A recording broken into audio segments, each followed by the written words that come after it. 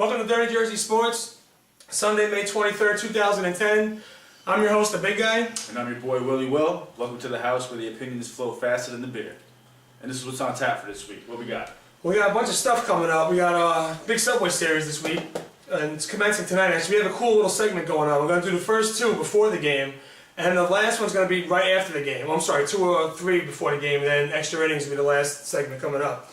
A little bit of housekeeping this week. You guys got to start answering the questions. The things on the bottom of the page here. You know, questions. We'll answer them for you. We'll give you a T-shirt, whatever you need to do. A little bit about us. If you read the About Us page, they'll tell us, you know, who we like, who we don't like. You know, teams we never agree on anything, me and Will, but that's what happens. That's why it makes the show pretty good. As you can tell. After that, go to Facebook. The fan page, Dirty Jersey Sports, there's questions every day, interactive things, heads up on events coming up, and the whole 9 yards.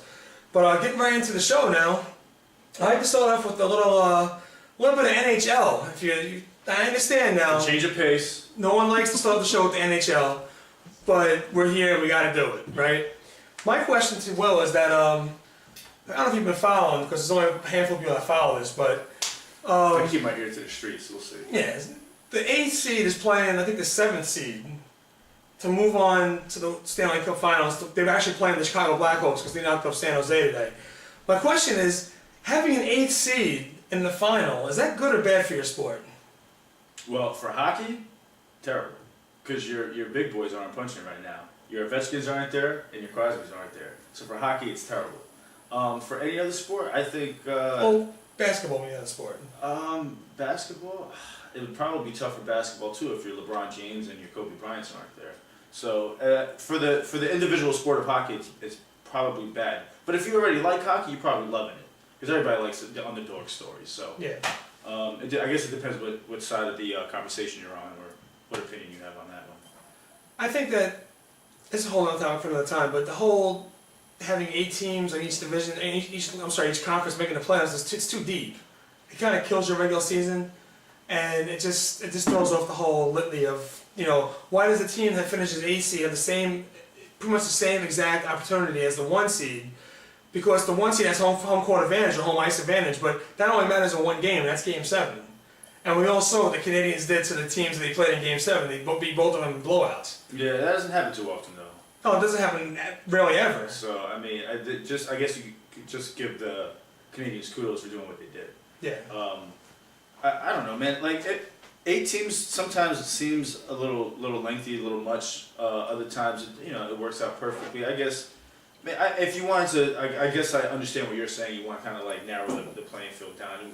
The elite teams make it, and in hockey and basketball, that's not what happens. Like the 500 teams make it. The only suggestion I would probably have is maybe instead of 8 teams, you narrow it down to smaller size, 4, 5, 6, 7, however many you want to make it that's lower than 8, but I don't know. I have no problem with it per se. I guess I like underdog stories, so. Well, speaking of underdogs, the Canadians came back 3-0 down to knock off the Flyers came back 3-0 down to the Bruins last week on Friday. I mean, we forgot to cover this last week because there's a whole bunch of stuff going on. But which brings me to say, is it possible that 2 teams in the same city can blow 3-0 leads? Absolutely not. Not in this particular case. The Magic are showing no heart right now whatsoever. Dwight Howard's a big fucking baby. He's crying all the time. He can't carry his team. The best player on the Magic right now is Redick. He's the one who's been averaging Redick. According to TDJ. Yes, Redick. The Magic. There's no way Magic are coming back. Absolutely not. I think the Celtics get the sweep. Yeah. The thing is, it was funny because Magic Johnson the other night on TNT, I think it was saying that teams that are down 3-0, the way you win the first playoff game is can you defend? Can the Magic defend? Absolutely not. Okay. Then it's do you have the perseverance as a team yourself to want to win? Does it look like the Magic want to win? No, not really. They're kind of. I mean, they don't have experience. I mean, they have experience from last year, but they don't have experience of winning it all. Celtics do. They know what it takes to start a season and end a season with the ultimate goal. They know how to do that. And They're the a very Celtics- savvy team. Very savvy team. And all year long, they've been talking about how they're old this, they're old that, they're old this. But guess what? They're healthy in the playoffs, which they Yeah. haven't had in the last couple seasons. And they're young in probably the most important position, and that's point guard. When you have a young, healthy point guard that can run all over the place, it don't matter. My man's old on the baseline or old in the center. You know what I mean? Like he runs the whole offense. So they're young in that position, and that makes all the difference in the world because he runs the offense. He tells these people what to do and where to go. And they're well coached. Absolutely. You know, and Rajon Rondo might be the best point guard in the NBA right now. He might be. He's definitely making a bid. He's definitely making a strong bid for that. I don't know if you caught the play the other night. The ball went down. I think it was Jay Williams was chasing after it, and here comes the guy. They're up 2-0 already, and they're pretty much at the pivotal point where it's about to be a blowout. And he dives on the floor, makes the play, and and pretty much Gets up and lays it and in, lays it in. and pretty much ends the game. Yeah. Because at that point it was give up time for the man. If they haven't given up already. Definitely a momentum shifter right there. Like the hustle Rondo showed in that play is basically sums up the hustle that the Celtics have in the series, and the non-hustle that the Magic have in that series. Is basically what it comes down to.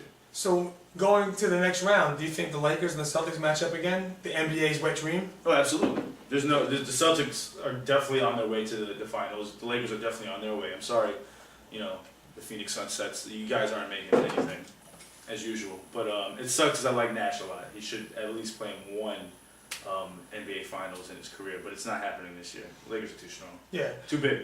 So who wins that series? It's a tough one. That's a tough one.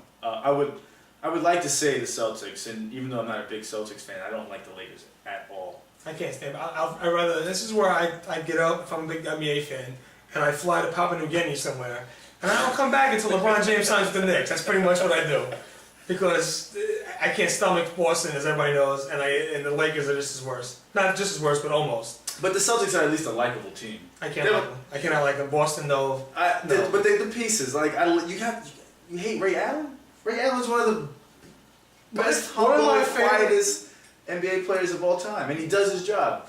Granted, one of my favorite players, because he's about the same age as I am, was Kevin Garnett. You put the green on, you go to Boston, you're dead Done? to me. You're You're done? dead to me. That's it. Sounds like a personal problem. Yes, and by all means, it's personal. All right, I get it. Now, is this the Celtics' last stand? As far as winning championships in the future, In the near future, because you got Ray Allen. Wallace is on the back end of his career. Ray Allen's on the back end of his career, and he's a free agent next year.